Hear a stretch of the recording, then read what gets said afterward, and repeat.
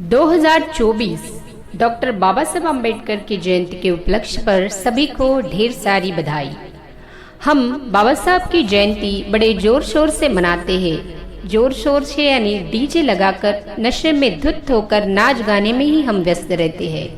पर क्या जिस तरह से बाबा साहब को अभिप्रेत कार्य था, उनका हमारे लिए क्या संदेश था, ये हम याद रखते हैं। बाबा साहब कहते थे, मैं जो कुछ कर पाया हूँ वह जीवन भर मुसीबतें सहन करके तथा अपने विरोधों से लड़ने के बाद ही कर पाया हूँ।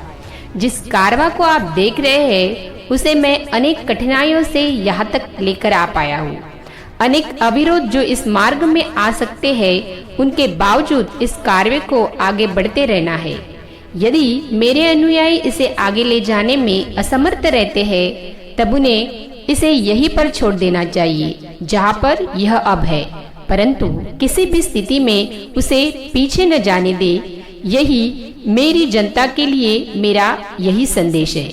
पर क्या इस बाबा साहब के दिए हुए संदेश को हम समझ चुके हैं? हमारे लिए बाबा साहब का संदेश आदेश की तरह रहना चाहिए। जो जयंती के लिए हम पैसा जमा करते हैं, उस पैसे को सिर्फ नशे में धुत होकर डीजे में नाच गाने के लिए हम खर्च करते हैं।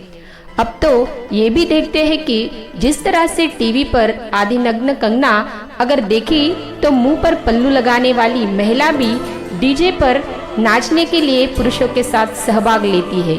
हम क्या आदर्श ले रहे हैं? बाबा साहब ने कड़ी मेहनत से जो हमें सौंपा है, उस अधिकार को, उस एजुकेशंस को, उस सभ्यता को, उस सोसाइटी को हमें मिलकर संभालना है। इसके लिए हमें काम करना है। समाज के उत्थान के लिए हमें निरर्थक होके काम करना है। यही तो सही मायने में जयंती मनाना हो सकता है। तो हमें उसके लिए काम करना है। जय भीम दोस्तों।